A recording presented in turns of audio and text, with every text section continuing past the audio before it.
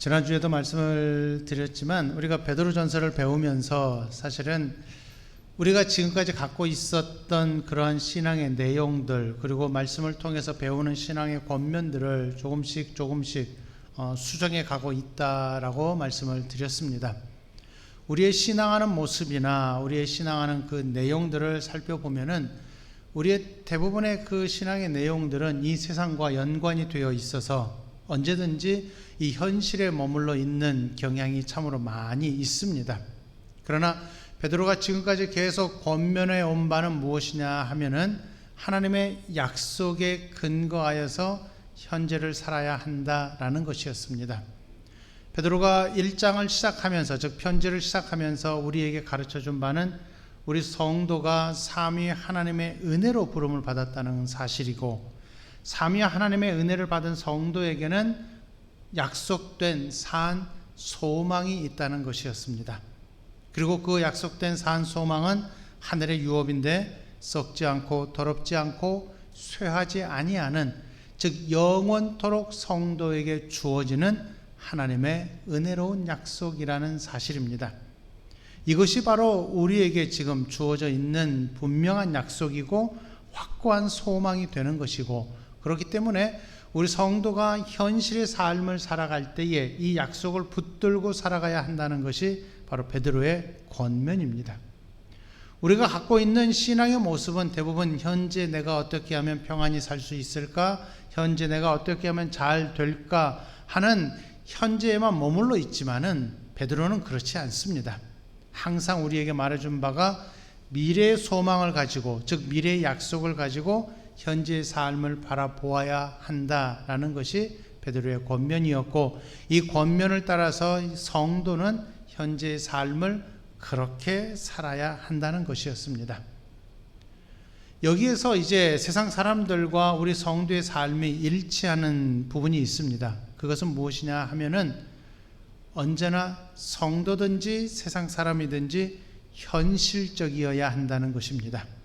그러나 현실적이다라고 말을 할 때에 세상 사람들은 항상 현실밖에 없어요. 현재밖에 없기 때문에 현재 내가 무엇을 저축하고 무엇을 저장해 내야 내가 평안에 살 수 있을까, 항상 자기 스스로 자기의 어떤 소망 그리고 자기의 평안을 추구하고 있지만은 우리 성도는 그렇지 않다는 것입니다. 현재를 살아갈 때 우리에게도 평안이 요구되고 있지만 이 평안은 이미 우리에게 주어졌다는 사실이고, 그리고 그 평안이 어디에서부터 시작이 되느냐 하면 미래의 확고한 소망으로부터 우리 현재의 삶에 소망이 주어졌다라고 하는 사실이고, 그 소망으로 인하여서 평안을 우리가 누리면서 살아갈 수 있다라고 하는 사실입니다. 그렇기 때문에 세상 사람이나 우리나 현실적이기는 마찬가지이지만은 현재를 해석하는 삶의 방식에 있어서는 판이하게 다릅니다. 우리는 미래가 확고하지만 그들에게는 미래가 없기 때문에 그렇습니다. 그래서 베드로가 우리에게 권면하고자 하는 바는 여러분 현실적으로 사십시오 이것입니다. 현재의 삶을 낙관적으로 살아라 아니면 비관적으로 살아라 그렇게 말하지 않습니다. 현재의 삶은 성도의 삶이 되어야 한다는 것입니다. 성도의 삶이라고 하는 것은 하나님의 은혜 가운데 부르심을 받았기 때문에 그 부르심에 합당한 삶을 살라라고 하는 것입니다. 그것이 바로 2장 11절과 2장 12절에서 우리가 배웠던 것입니다. 하나는 육체의 정욕을 제어하는 것이고, 또 하나는 선한 행실을 통하여서 우리의 삶이 옳다는 것을 하나님을 믿지 않는 세상 사람들에게 보여주어야 한다는 것입니다. 이것이 바로 우리가 성도로 부름을 받은 자리에서 현실적으로 살아내야 할 신앙의 바른 모습이 되는 것입니다. 그래서 그 권면이 2장 13절부터 시작하여서 오늘 우리가 이제 배워야 할 4장 11절 내용까지 계속 이어지고 있는 모습을 우리가 볼 수가 있고, 여기에서 우리가 살아내야 할 때에 마음에 기억하고 있어야 될 것은 바로 이 세상의 제도, 이 세상의 질서를 유지하면서 살아야 한다라고 하는 것이었습니다. 그러면 이러한 삶의 태도를 가지고서 우리가 지금 현실을 바라볼 때 이 현실의 삶이 어떠해야 하느냐 하는 것을 오늘 본문을 통해서 볼 수가 있는데, 베드로가 마지막으로 이런 말을 합니다. 만물의 마지막이 가까이 왔으니, 이렇게 말합니다. 만물의 마지막이 가까이 왔다라고 하는 것은 무엇을 의미할까요? 이제 곧 주님께서 오신다는 의미가 되겠지요. 그러면 언제쯤 우리 주님이 오실까요? 항상 우리가 기대하는 바, 그리고 항상 우리가 의문을 갖고 있는 바가 무엇이냐면 언제 주께서 오실 것인가, 이것입니다. 전에도 여러 번 말씀을 드렸지만은 이 종말이라고 하는 것은 항상 내가 이 세상에서 호흡을 그치고 떠날 때를 의미를 합니다. 이 개인에게 있어서는요. 그리고 이 전체 세상에 있어서의 종말은 우리 주께서 오시는 재림의 때를 의미를 합니다. 그때가 되면은 이 모든 시대가 다 이제 끝이 나게 될 것이고, 이 시대, 즉 타락한 이 시대는 끝이 나고 우리 주께서 새롭게 완성하시는 새 하늘과 새 땅이 이 시대에 다시 임하게 될 것입니다. 그러면 우리는 베드로전서 1장에서 배웠던 대로 하늘의 유업, 그 산 소망을 이제 받아서 거기에서 우리가 영원토록 살아가게 될 것입니다. 이게 우리에게 주어져 있는 확고한 미래입니다. 그러나 현실이에요. 지금 우리가 살고 있는 현재의 삶은 현실인데, 이 현실의 삶을 어떤 마음을 가지고 살아야 되느냐 하면은 만물의 마지막이 가까이 왔다는 생각을 늘 마음에 품고 사셔야 된다라고 하는 것입니다. 그럴 때에 만물의 마지막이 가까이 왔으니까 곧 종말이 올 것이니까 어떤 이단들처럼 이 세상의 삶을 다 포기하고 그저 하루하루 한숨 쉬면서 하루하루 쉬면서 그렇게 살아가야 되느냐 하면 그렇지 않습니다. 성도는요, 현재의 삶에서 성도로 살아야 하는 것입니다. 성도로 산다는 것이 어떤 의미입니까? 바로 육체의 정욕을 제어하는 삶을 살아야 되는 것이고, 선한 행실을 통하여서 세상 사람들에게 인정받는 삶을 살아야 하는 것입니다. 그렇게 함으로써 세상 사람 앞에서 하나님께서 살아계시며, 하나님께서 나를 주장하시며, 하나님께서 나를 붙들어 가시고, 하나님께서 나에게 주신 확고한 약속이 나에게서 이루어지고 있다는 것을 세상 사람들에게 증명해야 하는 것입니다. 이게 모든 성도들에게 주신 귀한 사명이 되는 것입니다. 따라서 만물의 마지막이 가까이 왔다라고 하는 이 표현 속에 무엇이 들어있느냐 하면 성도 한 사람 한 사람에게 주신 사명이 지금 놓여 있다는 것을 잊어버려서는 안 됩니다. 성도는요, 그냥 하루를 살지 않아요. 성도는 언제나 이 귀한 사명을 갖고 살아간다 하는 것입니다. 여러분에게 주신 사명이 무엇이라고요? 성도로 사는 삶이고, 세상 사람들 앞에서 나의 삶을 통하여서 하나님을 증명해야 하는 사명이 주어져 있다라는 사실입니다. 이것을 놓쳐버리게 되면은 우리는 세상 사람들처럼 현세적이 될 수밖에 없고, 현실의 삶에서 내가 무언가를 움켜쥐어야 내 마음이 평안할 것이다, 내가 세상 사람들보다 좀 더 많이 가지고 있어야 내 마음이 편안할 것이다, 그래서 미래를 나는 준비하고 있다라는 것이 된다, 그 말입니다. 그건 세상 사람들이 갖고 있는 삶의 방식이에요. 그러나 우리는 그럴 수 없습니다. 왜냐하면 미래에 확고한 소망이 주어져 있고 그 때가 곧 올 것이라는 것을 알고 있기 때문에 그 때를 향하여서 우리가 나아가고 있는 동안에 그날을 준비하고 오늘을 우리가 살아야 된다라고 하는 것입니다. 이것이 바로 성도에게 주신 귀한 사명이 되는 것이고, 이렇게 만물의 마지막이 가까이 왔으니 그 마지막을 준비하며 살아갈 때 우리는 어떤 마음을 가지고 살아야 되겠느냐라고 하는 것입니다. 바울 사도가 빌립보서 4장 5절에서 이렇게 권면을 해주고 있습니다. 너희 관용을 모든 사람에게 알게 하라. 주께서 가까우시니라. 아멘. 너희 관용을 모든 사람에게 알게 하라, 이렇게 표현을 하고 있어요. 왜냐? 주께서 곧 오실 것이니까. 자, 그러면 어떻게 됩니까? 주께서 곧 오시니까 나는 이 땅에 미련이 없어요. 미련이 없으니까 어떻게 됩니까? 사람들과 경쟁하지 않습니다. 오히려 섬기는 자리에 들어가게 될 것입니다. 그리고 이 땅에서 어떤 탐욕을 비치는 것이 아니라 오히려 나누는 자리로 우리가 나아가게 될 것입니다. 경쟁과 탐욕은 이 세상 사람들의 특징이에요. 그러나 만물의 마지막이 가까이 왔고 주께서 오실 날이 가까이 왔기 때문에 우리는 관용을 베푸는 자로 이 땅에서 살아야 하는데, 거기에는 경쟁이 아니라 섬김이 있을 것이고 탐욕이 아니라 나눔이 있게 될 것입니다. 이것이 바로 만물의 마지막이 가까이 왔으니 라는 한 문장 속에 들어있는 귀한 권면에 해당하는 것입니다. 그리고 이러한 결론을 베드로가 왜 내리고 있느냐 하면은 2장 11절부터 시작하여서 지금 우리가 성도로서 이 땅에서 살아갈 때 살아가야 할 삶의 방식이 어떠한 것을 계속 권면해 왔잖아요. 그것에 대한 결론을 지금 내려주고 있는 것입니다. 그래서 육체의 정욕을 제어하고 또 한 가지가 선한 행실을 통하여서 내가 하나님의 백성임을 증명해야 하는데, 이 두 가지의 결론이 바로 만물의 마지막이 가까이 왔다라고 하는 것이고, 만물의 마지막을 기대하면서 현실적으로 우리가 여기에서 현재의 삶을 성도로 살아가야 한다라고 하는 것입니다. 그리고 이 현재의 삶을 위하여서 베드로가 네 가지로 오늘 본문에서 권면을 하고 있는데, 첫 번째 권면은 개인에 해당하고요, 두 번째부터 네 번째까지의 권면은 이 공동체에 주어지는 권면에 해당합니다. 첫 번째 권면을 주의해서 우리가 살펴보아야 하는데요, 7절 하반절에 보면은 그러므로 너희는 정신을 차리고 근신하여 기도하라 이렇게 말하고 있습니다. 지금 두 가지로 말하고 있습니다. 정신을 차리고 또 하나는 근신하여 기도하라 이렇게 되어 있습니다. 정신 차린다, 근신하라, 이것이 어떤 의미일까요? 자신을 절제하라는 것입니다.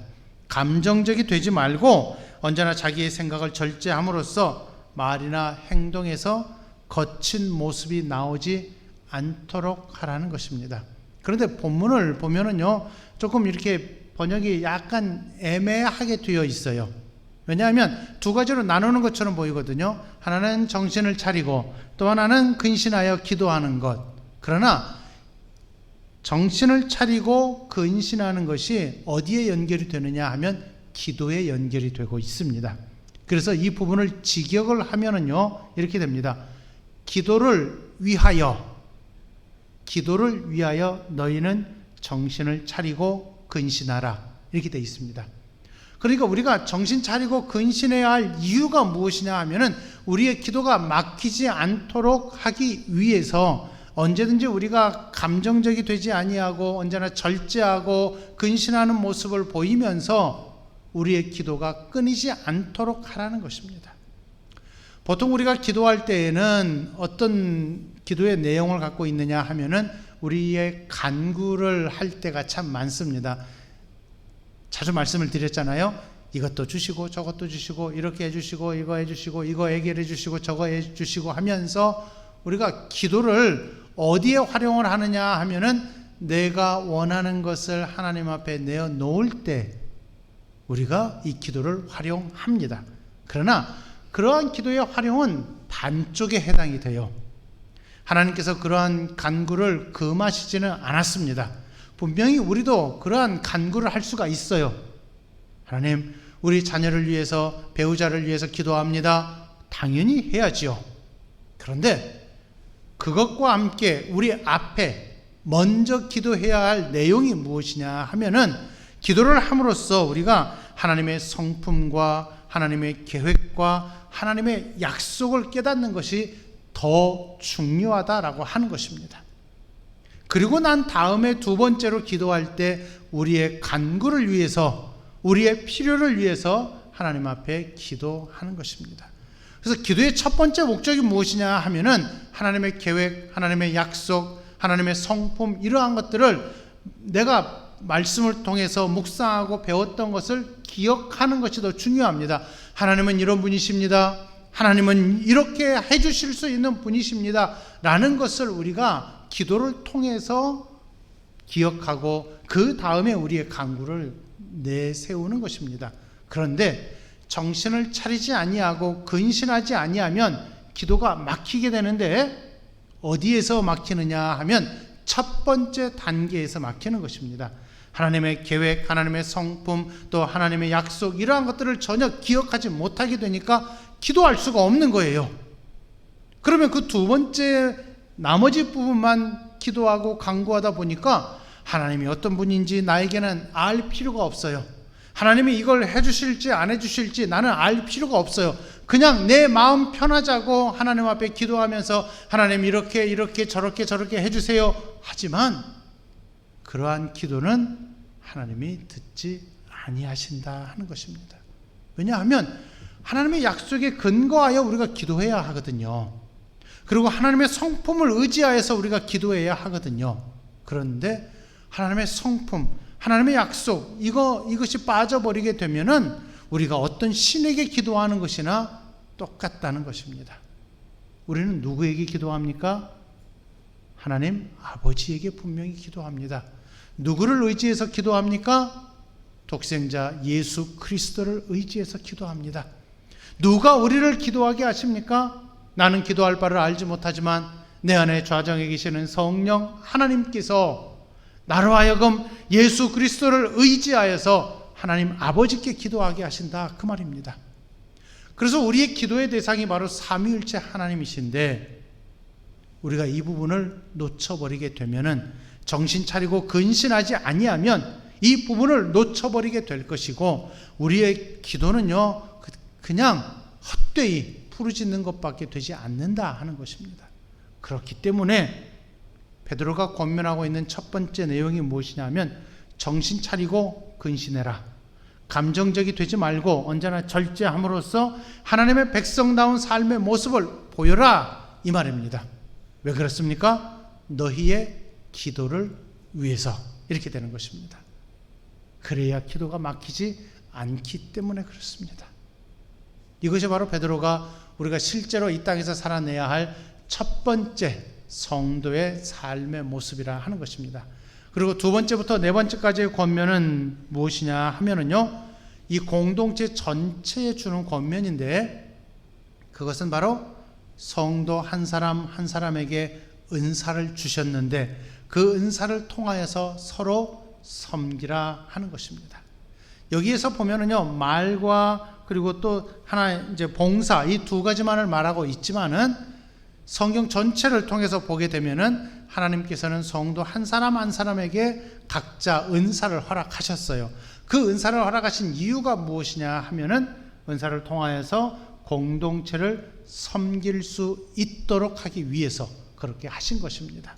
그래서 여러분들이 입으로 말하지 말아야 할 것 중에 하나가 무엇이냐 하면, 하나님은 저 사람에게 은사를 주셨는데 저한테는 은사를 안 주신 것 같아요, 이런 말씀하시면은 절대 안 됩니다.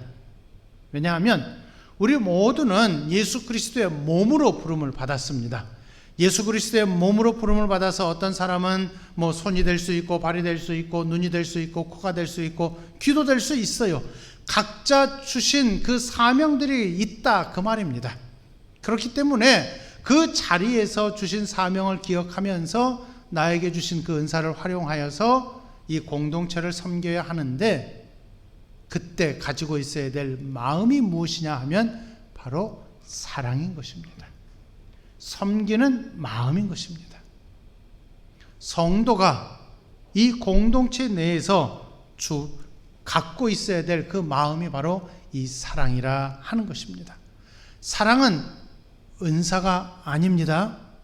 사랑은 우리가 은사를 가지고 마땅히 실천해야 할 덕목에 해당합니다. 그래서 베드로가 서로 마음을 뜨겁게 사랑하라, 이렇게 8절에서 권면하고 있고, 사랑은 허다한 죄를 덮는다, 이렇게 말하고 있습니다. 그리고 이 사랑을 실천하기 위해서 9절에서 서로 대접하기를 원망 없이 하고 각각 은사를 받은 대로 하나님의 여러 가지 은혜를 맡은 선한 청지기 같이 서로 봉사하라 이렇게 권면하고 있어요. 여기에서는 지금 베드로가 이 지면상 간단하게 몇 가지만 은사를 말하고 있지만은 아까 말씀드린 것처럼 우리의 은사는 뭐 가르치는 은사도 있고 섬기는 은사도 있고 봉사하는 은사도 있고 또 다스리는 은사도 있고 여러 가지 은사들이 굉장히 많이 있습니다. 이 모든 은사는 바로 무엇을 위해서 있습니까? 공동체를 위해서 있는 것입니다. 이 공동체가 그리스도의 몸이기 때문에 건강하게 서야 하고 건강함으로 말미암아 여기에서 선한 행실을 우리가 훈련하고 연습해야 하고 이 공동체를 통하여서 그래서 세상에 나가서 우리가 하나님의 백성이다라는 것을 증명해야 되기 때문에 그렇습니다. 그래서 이러한 은사들을 마음에 품고 살아갈 때 성도의 삶에서 현실적으로 보여야 할 것이 무엇이냐 하면은 바로 하나님 앞에서 내가 사랑을 받은 자로서 이 공동체 안에서 섬기는 모습이 우리에게 더 있어야 한다는 것입니다. 이렇게 함으로 말미암아 첫 번째는 무엇이라고요? 개인에게 주신 정신을 차리고 근신하는 것이고, 두 번째는 공동체 안에서 사랑으로 서로를 섬기는 모습이 있어야 한다 이것입니다. 이 두 가지를 우리가 마음에 품고 실제로 현실적으로 여기에서 현재의 삶을 살아낼 때 이러한 모습을 통하여서 우리는 무엇을 준비하며 무엇을 기대하며 기다릴 수 있습니까? 만물의 마지막이 가까이 왔다는 것을 우리의 삶에서 증명할 수가 있는 것이고, 그렇게 함으로써 감정을 절제할 수가 있는 것이고, 우리가 탐욕을 부리는 것이 아니라 오히려 섬기는 모습으로 나누는 모습으로 나아갈 수가 있는 것이고, 경쟁이 아니라 섬기는 모습으로 우리가 이 땅에서 실제로 이 현실의 삶을 살아낼 수 있게 되는 것입니다. 성도의 삶은 그래서 굉장히 현실적이라는 것을 잊어버려서는 결코 안 될 것입니다. 이러한 삶은요, 하나님께서 대신 해주시지 않습니다. 우리가 실제로 감당해야 합니다. 아까도 말씀을 드렸죠. 사랑은 은사가 아니라고요. 어떤 사람은 사랑을 은사로 주셨기 때문에 하나님 저 사람 참 사랑을 잘하는 것 같아요. 이게 아니에요. 우리 모두가 다 이 사랑을 연습하고 실천해야 하는 것이고, 오늘 우리에게 요구되고 있는 대로 정신 차리고 근신하는 모습, 서로 봉사하는 모습, 사랑으로 섬기는 모습은 우리가 실제로 여기에서 현실에서 살아내야 하는 것입니다. 하나님 저 못해요. 그래서 우리는 할 수 없어요. 하나님 저는 잘 안 되는데요. 이렇게 우리가 말할 수는 있겠지만은 저 못해요는 절대 성도로서 하시면은 안 되는 것입니다. 왜냐하면 이러한 삶으로 우리가 부름을 받았기 때문에 그렇습니다. 세상 사람들은 세상의 시민권을 가지고서 자기의 탐욕을 위해서 살아가고 경쟁을 위해서 살아가고 있지만, 이제 우리가 하나님께 부름을 받아서 따로 구별되어서 하나님의 백성의 자리에 들어왔다는 것은 하늘의 시민권을 가지고 있잖아요. 하늘의 삶의 방식이 이러하다는 것을 하나님께서 베드로를 통해서 보여주시고, 이제 우리가 마지막 날이 되었을 때 우리가 입성하여서 살아가야 될 것이 어디냐 하면은 바로 이러한 삶의 자세를 가지고 사는 곳이라 하는 것입니다. 그러면 그날을 소망하면서 지금 그날의 삶의 방식을 여기에서 준비하고 연습하셔야 된다는 것입니다. 그게 바로 저와 여러분이 지금 갖고 있어야 될 삶의 내용이 되는 것이고, 실제로 살아내야 할 삶의 방식이 되는 것입니다. 그러니 이것은요, 우리가 인내하면서 연습하면서 준비해야 한다라는 것입니다. 이것이 바로 성도에게 주어져 있는 귀한 삶의 사명이라는 것입니다. 이 사명을 놓치지 마시기 바랍니다. 이 사명을 잊어버리게 되면은요, 결국 우리는 세상 사람들하고 똑같이 될 수밖에 없어요. 여러분이 예수를 믿는다라고 고백을 하고 이 자리에 들어왔잖아요. 성령 하나님의 인도하심을 따라서 예수 그리스도를 나의 구주로 인정하고, 그렇게 함으로써 우리가 세례를 받고 물로 깨끗이 씻음을 받고 이 자리에 들어왔잖아요. 그런데 이러한 사명을 감당하지 않는다는 것은 다시금 우리가 세상으로 돌아가는 것이고, 그렇게 되면은 결국 우리가 고백했던 믿음의 내용은 헛된 것이 되는 것이 되지 않겠습니까? 그렇습니다. 우리의 믿음이 잘못된 것이라 우리가 생각한다면은 나는 천국 갈 수 있어. 나는 지금 여기 예배 자리에 있으니까 나에게는 천국이 약속되어 있어. 나 죽으면 꼭 천국 갈 수 있어. 그렇지 않아요. 천국은 누구에게 약속이 되었느냐 하면은 이 사명을 붙들고 사는 자들에게 주어진 것입니다. 이렇게 하지 않으면서도 나는 천국 갈 수 있다라고 100번 내가 혼자 스스로 외쳐보아야 나는 천국 백성이 될 수 없어요. 그래서 베드로가 우리의 구원에 대해서 정체성을 1장 1절부터 시작해서 2장 10절까지 말하고 그 이후에 2장 11절부터 4장 21절까지 성도의 정체성을 가진 성도가 어떤 모습으로 살아야 되느냐, 이 시작점에서 이렇게 말하고 있는 것입니다. 사실 4장 11절까지는요 아직 성도의 삶을 시작하지 않았어요. 성도가 성도의 삶을 시작할 때 어떤 마음 자세를 가지고 있어야 되느냐, 이 기초에 대해서 말해주고 있어요. 이제 다음 주부터 3번에 걸쳐서 성도의 실제적인 삶을 우리에게 말하고 있지만은 그것을 대비시키기 위해서 지금 성도의 삶의 현실이 이러하다는 것을 가르쳐주고 있는 것입니다. 베드로전서를 시작하면서 이 베드로의 편지를 받은 성도의 그 삶의 환경이 어떠한가를 배웠잖아요. 그 당시에 로마가 자기의 제국을 확장시키기 위하여서 이쪽에 있는 사람들을 강제로 이주시켰는데 이 이주를 당한 사람들이 성도들이고 또 소아시아 지역으로 강제로 이주를 당하여서 타향해서 주변인으로서 어찌 보면은 불법 체류자와 같은 그러한 신분을 가지고 살아갈 수밖에 없는 상황이었다라고 하는 것입니다.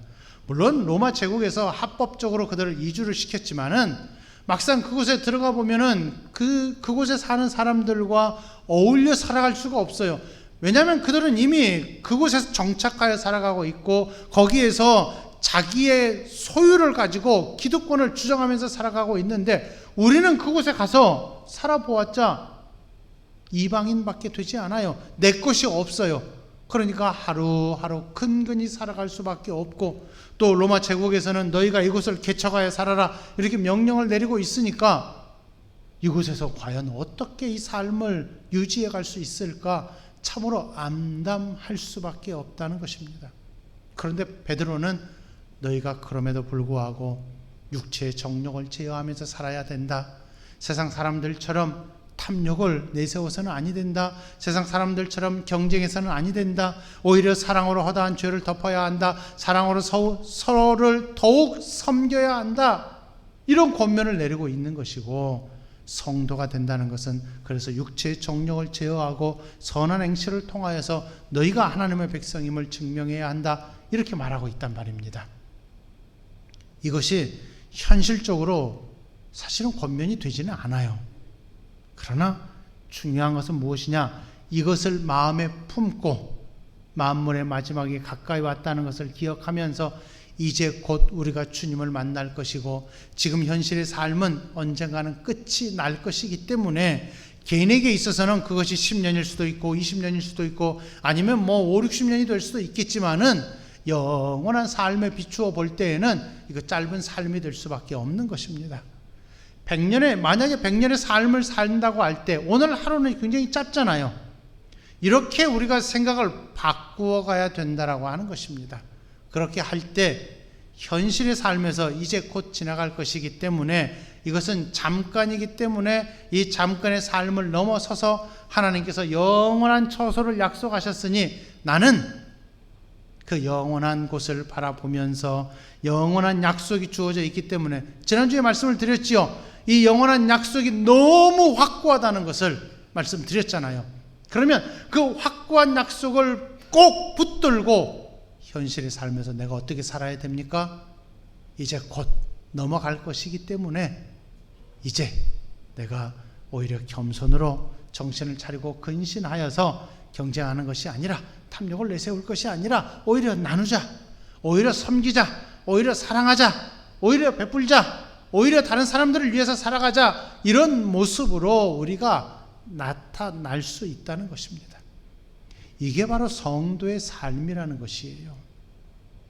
결국은 세상 사람들이나 우리나 현실적으로 살아야 하는데, 우리는 미래에 확고한 소망이 있기 때문에 현실을 이길 수 있어요.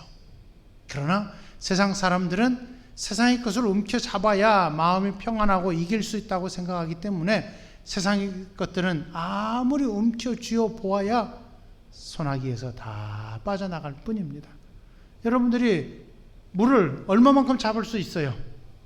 물을 잡으면 이 속에 물이 그대로 남아 있습니까? 하나도 남아 있지 않아요. 다 흘러나가고 말 뿐입니다.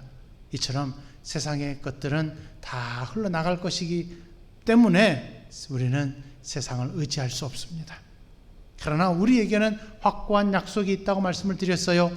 이 확고한 약속을 마음에 품고 그 약속을 의지하여 살아가게 되면은 현실의 삶에서 우리는 흔들리지 않을 수가 있는 것이고, 현실의 삶에서 더욱 하나님의 백성으로 우리가 온전히 설 수 있게 될 것입니다. 다시 한번 기억하시기 바랍니다. 만물의 마지막이 가까이 왔습니다.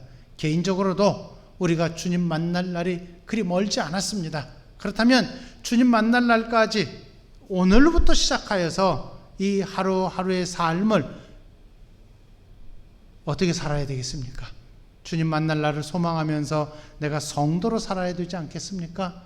정신 차리고 근신하면서 기도를 위해서 그렇게 살아야 되지 않겠습니까? 선한 행실을 드러내면서 살아야 되지 않겠습니까? 이게 지금 우리에게 요구되고 있다는 것을 우리가 분명히 기억해야 할 것입니다. 그리고 마지막으로 이제 권면을 한 가지 더 드리고 싶습니다. 이렇게 우리가 권면을 받았다면은 우리가 가장 기초가 되는 곳에서 이 권면의 내용들이 실제로 실천이 되어야 할 것입니다. 우리 세광교회 공동체의 가장 기본이 되는 곳이 어디입니까? 바로 가정입니다. 가정에서 이런 모습들이, 이런 권면들이, 그리고 이런 가르침들이 계속 있어야 할 것입니다. 두 가지를 말할 수가 있는데요. 우리 성도는 하나님의 약속을 꼭 붙들고 있잖아요. 그렇기 때문에 성도로 살아가기 때문에 성도의 삶은 긍정적이고 낙관적이다, 이런 것보다는 성도는요, 세상에서 부정적인 말을 해서는 안 될 것입니다. 왜냐하면 약속이 있잖아요. 그 약속이 확고하기 때문에 그 약속을 생각한다면은 성도는 그 약속을 향하여서 그 약속을 붙들고 오늘도 하나님께서 함께 하신다, 하나님께서 우리를 붙드신다, 하나님께서 우리 가정을 지키신다 하는 이 분명한 고백을, 믿음의 고백을 우리가 해야 할 것이고, 이 고백을 부모가 자녀에게 정확히 가르치셔야 합니다. 부모가 자녀에게 가르치는 것이 세상에서 돈을 잘 버는 방법보다는 하나님을 의지하는 방법을 가르치셔야 됩니다. 하나님의 약속이 이렇게 확고하니까 너는 하나님의 약속을 붙들고 이 땅에서 하나님을 의지하여 살아야 한다라고 자녀들에게 분명히 가르치셔야 하는 것입니다. 이게 부모에게 주어져 있는 사명이에요. 부모가 아무리 90이 넘었어도, 아무리 자녀들이 다 결혼을 해서 손주를 낳고 중손까지 보았다 할지라도 부모는 여전히 자녀에게 이걸 가르치셔야 돼요. 이게 우리에게, 부모에게 주신 사명이라 하는 것입니다. 또 한 가지는요, 부모에게서 가르침을 받은 자녀들이 이 가르침을 받고 부모와 자녀가 함께 신앙 안에서 사셔야 하는 것입니다. 이 신앙을 가지고서 믿음의 반석 위에 서서 가정의 기초, 즉 교회 공동체의 기초가 되는 이 가정이 한 가정 한 가정 든든하게 섬으로 말미암아 이 교회 공동체가 더 건강하게 설 수가 있는 것입니다. 한 가정이라도 이렇게 제대로 서 가지 못한다면 교회 공동체가 제대로 설 수가 없다는 것을 염두에 두셔야 할 것입니다. 그래야 부모로부터 자녀에게 신앙이 전수되고 또 그 밑으로 신앙이 계속 전수되어 가면서 주의 몸된 교회인 이 교회 공동체가 건강하고 든든하게 설 수가 있는 것입니다. 어디에서부터 시작합니까? 부모가 자녀에게 이 신앙을 가르치는 데서부터 시작하는 것입니다. 하나님의 약속을 붙들고 살아라. 하나님께서 권면하시는 대로 너는 분명히 믿음으로 살아내야 한다라고 하는 이 권면을 부모에게서부터 자녀에게로 계속 이어져 가야 하는 것이고, 이것이 가정에서부터 시작이 되어서 교회 공동체 안에서 계속해서 유지되어야 할 것입니다. 딱 한마디로 말하면 돼요. 부모가 자녀에게 아침에 일어나면 어떻게 말하면 됩니까? 너 이렇게 화내는 표정이 아니라 웃으면서 귀한 권면을 하셔야 되는데, 너 그리스도인으로 살아야 한다. 너 오늘 그리스도인으로 합당하게 살아야 하고 칭찬받는 그리스도인이 되어야 한다. 너가 어디에 가든지 무엇을 하든지 항상 그리스도인이 되어야 한다. 부모가 이렇게 말하는데 부모가 안 할 수 없잖아요. 그렇죠? 부모가 안 하면 찔려요. 그렇기 때문에 부모도 하고 자녀도 그렇게 할 수 있도록 권면하셔야 하는 것입니다. 이런 귀한 신앙의 모습이 여러분의 가정마다 확고히 서기를 간절히 원합니다. 이 권면이 어디에서부터 시작이 됩니까? 오늘 본문을 통해서부터 시작이 되는 것입니다. 만물의 마지막이 가까이 왔습니다. 그러니 우리는 그리스도인으로 살아야 합니다. 그리스도인답게 살아야 되고, 우리는 정신 차리고 근신하여 살아야 되는 것이고, 우리의 행실을 통하여서 서로를 섬기는 사랑의 모습이, 사랑의 훈련이 우리에게 가득 있어야 할 것입니다. 이런 귀한 은혜와 권면이 여러분에게 가득 있기를 바라고, 우리 성도 여러분들 가정 안에 이러한 사명을 감당해내는 귀한 믿음의 역사가 가득하여서 하나님께 칭찬받는 우리 성도들 가정이 다 될 수 있기를 간절히 바라겠습니다. 기도하겠습니다. 하나님 아버지, 베드로의 권면을 통하여서 우리가 참으로 아름답고 귀한 신앙의 내용을 또 배웠습니다. 성도로 부름을 받은 이 자리에서 성도의 실제적인 삶의 방식이 무엇인가 배웠습니다. 하나님 아버지, 정신 차리고 근신하여 기도하는 것이고, 또 성도가 마음을 다하여서 서로를 섬기는 사랑의 모습이 가득 있어야 하는 것임을 배웠습니다. 이러한 귀한 권면이 우리의 가정에서부터 시작이 되고, 이러한 권면이 우리 세관교회 안에 가득 드러날 수 있도록 은혜를 베풀어 주옵소서. 그리하여 우리 성도가 하나님께 칭찬받는 그리스도인이 다 될 수 있도록 은혜를 베풀어 주시옵시고, 이러한 권면을 따라서 우리가 실천을 날마다의 삶에서 훈련을 하고 또 그대로 시행해냄으로써 하나님께 영광을 돌릴 뿐만 아니라 세상 사람들로부터 우리가 인정을 받을 수 있도록 은혜를 부어주시기를 간절히 원합니다. 이 일을 위해서 우리가 가정으로 세움을 받아 싸우니, 하나님, 우리 성도들 가정이 이 믿음의 가정이 될 수 있도록 도와 주옵소서. 믿음으로 흔들리지 아니하도록 주여 우리 세관교회 성도들 가정을 지켜 주시옵시고 은혜를 베풀어 주시어서 우리 성도들이 그리스도인답게 설 수 있도록 은혜를 부어 주옵소서. 하지만 우리가 연약한 육신을 가지고 있습니다. 연약하기에 하나님, 이 사명을 감당해내기가 참으로 어려울 때가 있습니다. 그래서 이 시간 기도합니다. 연약한 육신을 아버지 하나님께서 치료하시고 회복케 하시고 꼭 붙들어 주옵소서. 윤상원 장로님을 주께서 붙들어 주시옵시고, 우리 송정은 집사님을 붙들어 주시옵시고, 입원하고 계시는 김성일 성도님과 우리 박금자 권사님을 기억하여 주시어서 하나님 아버지께서 강건케 하시고 힘있게 하시고 꼭 붙들어 주셔서 회복의 역사를 주께서 베풀어 주옵소서. 그래서 오직 주께서만이 우리를 인도하시는 분이시고 우리를 치료케 하시는 분이시고 강건케 하시는 분이라는 것을 우리가 다시 한번 경험케 하시고 하나님의 은혜를 맛보면서, 그래서 우리 모든 성도들이 주의 치료하심과 회복케 하심을 경험하고 기뻐하는 역사가 우리 세관교회에 있도록 주께서 은혜를 베풀어 주옵소서. 그리고 또한 이 가정의 달에 우리 온 성도들 가정이 믿음의 반석 위에 든든히 서고 주께서 허락하여 주신 이 귀한 사명을 감당해냄으로써 하나님의 영광을 드러낼 수 있는 우리 세관교회 모든 성도들 가정이 되게 하여 주옵소서. 예수님의 이름으로 기도하옵나이다. 아멘.